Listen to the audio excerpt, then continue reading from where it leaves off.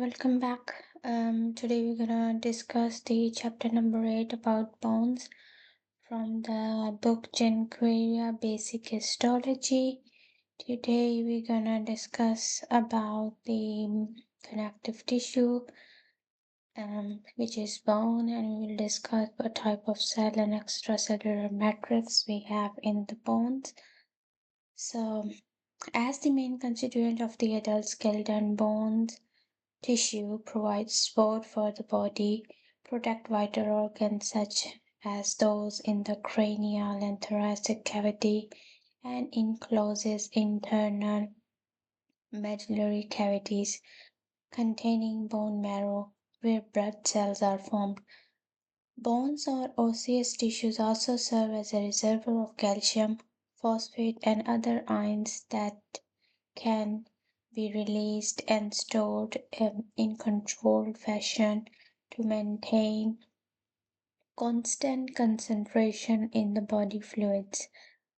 In addition to bones, they form a system of lever that multiply the forces generated during skeletal muscles contractions and transform them into the bodily movement.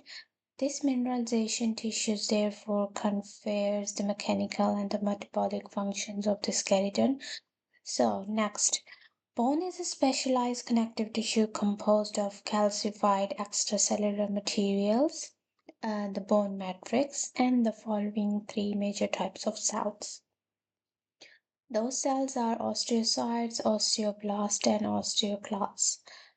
Osteocytes, which are founded in the cavity lacunae between the bone matrix layers, lamellae, within the cytoplasmic process in small caniculi that extend into the matrix. Osteoblasts are growing cells which synthesize and secrete the organic component of the matrix. Osteoclasts, which are giant multinucleated cells involved in removing calcified bone matrix and remodeling bone tissues. Because metabolites are unable to diffuse throughout the calcified matrix of bones, the exchange between the osteocytes and the blood capillaries depend on the communication through the very thin cylindrical spaces of canicularis. All bones are lined on their internal and external surfaces by the layer of connective tissue containing osteogenic cells, endostrium on the internal surface, the marrow cavity, and the periosteum on the external surfaces. Because of its hardness, bones cannot be sectioned routinely because bone matrix is usually softened by the immersions in the decalcified solution before pressing embedded in the plastic after fixation and secretion with a specialized microtome. Next, we will discuss about the bone cells. Number one bone cell is osteoblast. It originating from the mesenchymal stem cell, osteoblasts produce the organic component of the bone matrices, including the type of collagen, type 1 collagen fibers, proteoglycan, and multicellular glycoproteins such as osteonectin. The position of the inorganic components of the bone also depend on osteoblast activity.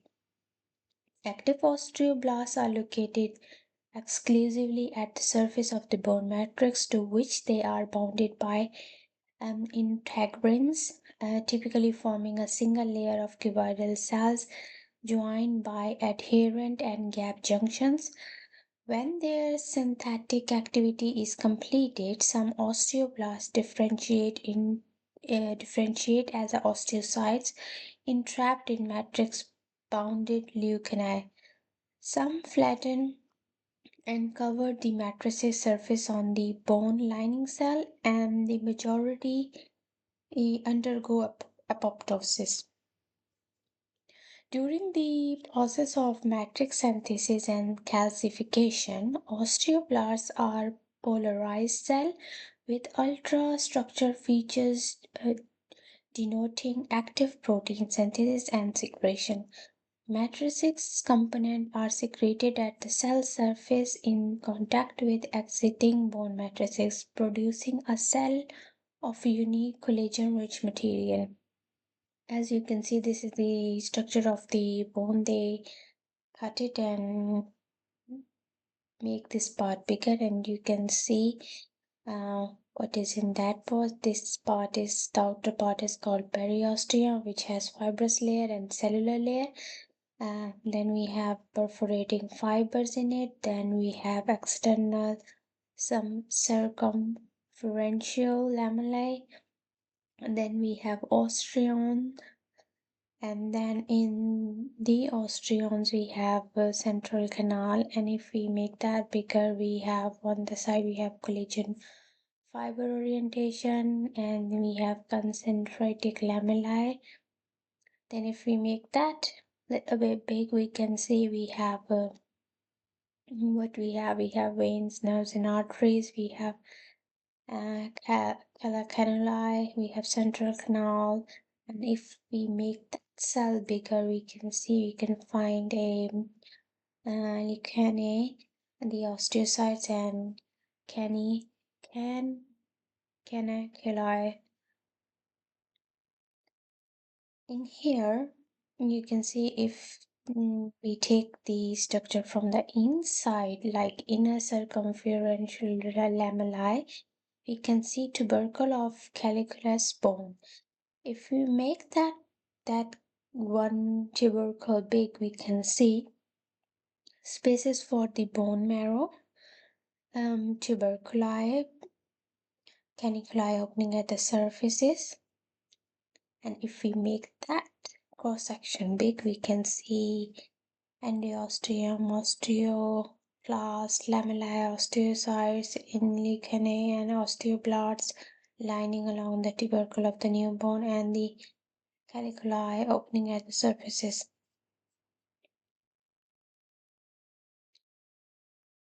As we have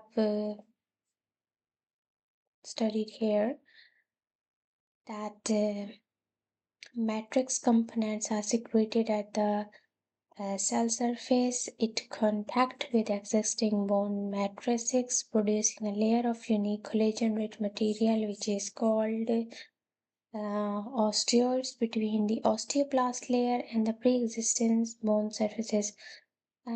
This process of bone appositional growth is completed by the subsequent deposition of calcium salt and the newly formed matrices. The process of matrix mineralization is not completely understood, but basic concept of the process is shown in the figure, which I'm going to show you here. As you can see how the mineralization in the bone matrices happen. So as you can see the osteoblast. What happened that osteoblast releases the matrix vesicles. So as you can see there, from the osteoblast is releasing these vesicles. Now these released matrix vesicles and the collagen fiber, you can see they are releasing this is on the top surface is very less, but early mineralization around the vesicle, as you can see in the picture, that these vesicle and the collagen fibers are joined together here with the vesicle, and they form the osteoid layer, and then it mineralizes the bones. So this picture is explained in this paragraph, so I'm going to read it. From there and adjacent to the bone matrices, osteoblasts secrete the type 1 collagen, survival glycoproteins, and glycogen proteoglycans. Some of these releases Some of these factors, notably osteocalcin and certain glycoprotein, binds to the calcium with a high affinity, releasing the local concentration of these ions. Osteoblasts also release very small membrane enclosed matrix vesicle containing alkaline phosphates and other enzymes. These enzymes remove phosphate ions from the various component micromolecules, creating the high concentration of these ions locally. Thus, the high concentration of calcium and phosphate ion concentration causes the calcified nanocrystals to form in and around the matrix vesicle. The crystal grow and mineralize further with formation of small growing masses of calcium hydroxyapatite. The formula is written here, which surrounds the collagen fibers and all other macromolecules. Eventually, the mass of the hydroxyapatite merge as a confluent solid bony matrix as calcification of the matrix is completed. Um, and then the process of the matrix mineralization is not completely understood as is not completely understood, but basic aspect of the process is there. So the prominent among the non-collagen protein secreted by osteoblasts is the vitamin K dependent polypeptide osteocalcin, which together with the various glycoprotein binds calcium ion and concentrate this minerally locally. Osteoblasts also release the membrane enclosed matrix vesicle, which is rich in alkaline phosphate and other enzyme which activity release local concentration of phosphate ion.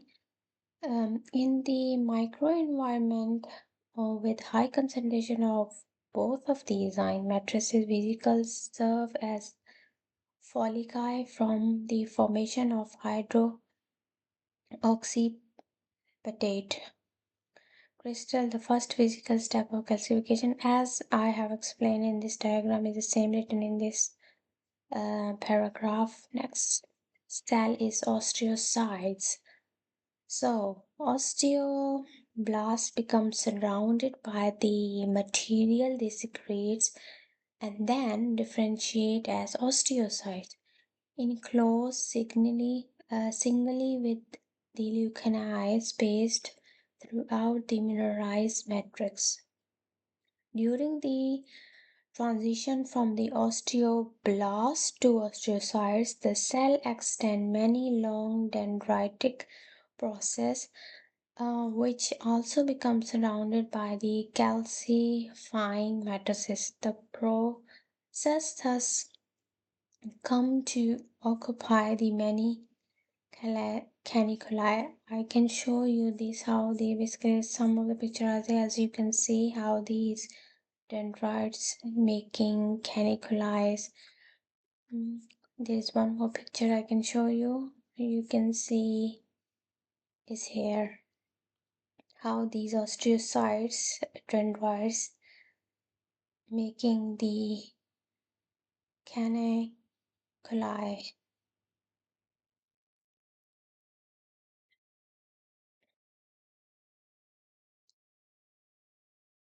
Diffusion of metabolites between the osteocytes and the blood vesicle occurs through the small amount of interstitial fluid in the caniculi between the bone matrix and the osteocytes and their processes.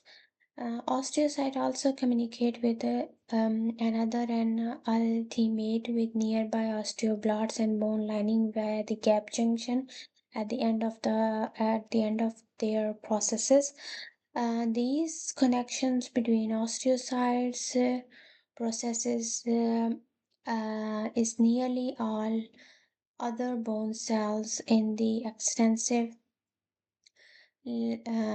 lacunar canicular networks allow osteocytes to serve as um, mechanosensor detecting.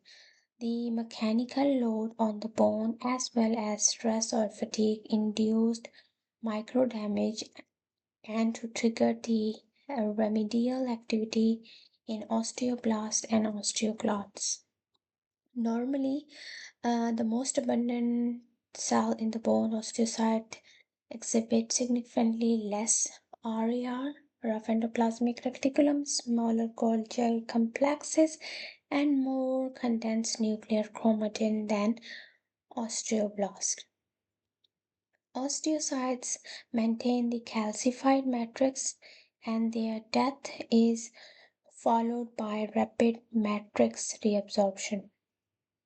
While shearing most matrices, matrix release activity with osteoblasts, osteocytes also express many different proteins, including factors which uh, paracrine and endocrine effects that regulates bone remodeling.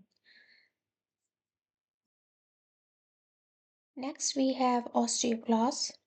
Osteoclasts are very large motile cells with multinucleated that are essential for the matrix reabsorption um, during bone growth and remodeling. The larger size and multinucleated condition of osteoclasts are due to their origin from the fusion of bone marrow derived monocytes. Osteoclasts development requires two polypeptide produced by osteoblasts. One is macrophage colony stimulating factor MCSF with hemipiosis, and the other is receptor activator of nuclear factor KB ligands RANKL.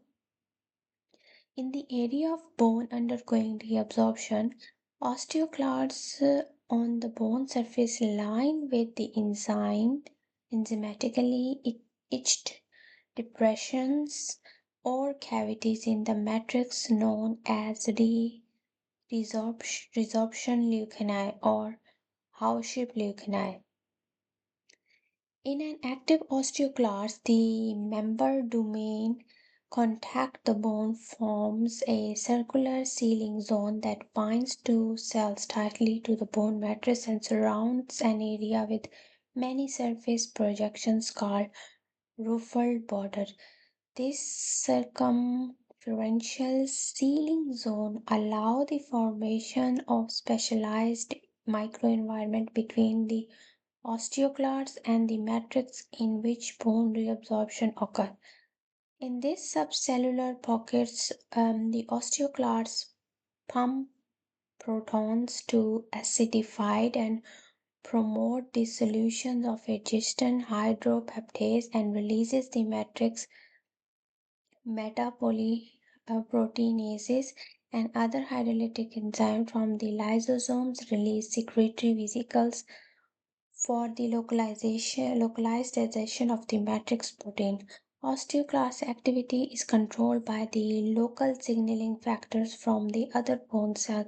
Osteoblasts activated by the parathyroid hormone produce MCSF, RANKL, and other factor that regulates the formation and activity of osteoclast, releasing from the cells in the matrix vesicle, promoting the classification of matrix. Others tissues such rich collagen,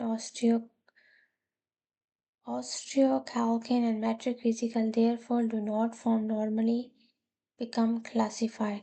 The association of minerals with the often collagen fiber during the classification provide hardness and resistance required bone function. If the bone declassified by a histologist, its shape is preserved but it's become soft and palpable like other connective tissue because it has high collagen content. Declassified bone matter is usually acidophilic. Next, we're gonna discuss about periosteum and endosteum. So, external and internal surface of all the bones are covered by the connective tissues of the periosteum and endosteum. respectively. The periosteum is organized much like the pericardium of the cartilage, which is an outer fibrous layer of dense connective tissue containing mostly type 1 collagen fibers or collagens, but also fibroblasts and blood vessels. Bundles of periosteal collagen called perforating or sharp fibers penetrates the bone matrices and binds to the periosteum to the bone. Periosteal blood vessels branched and penetrate in the bone carrying metabolites and form the bone cell.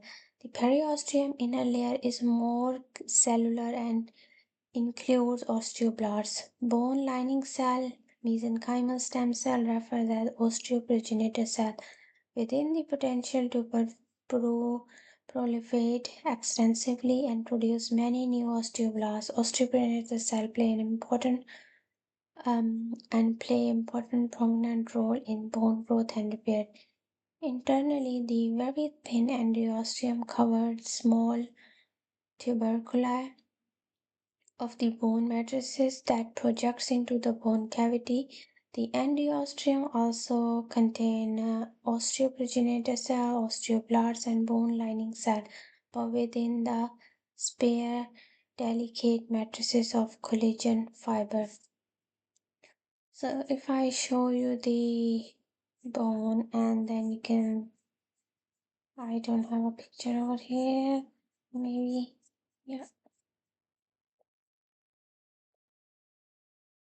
So we will continue in the next is types of bone. We will continue in the next topic. Thank you very much. Bye.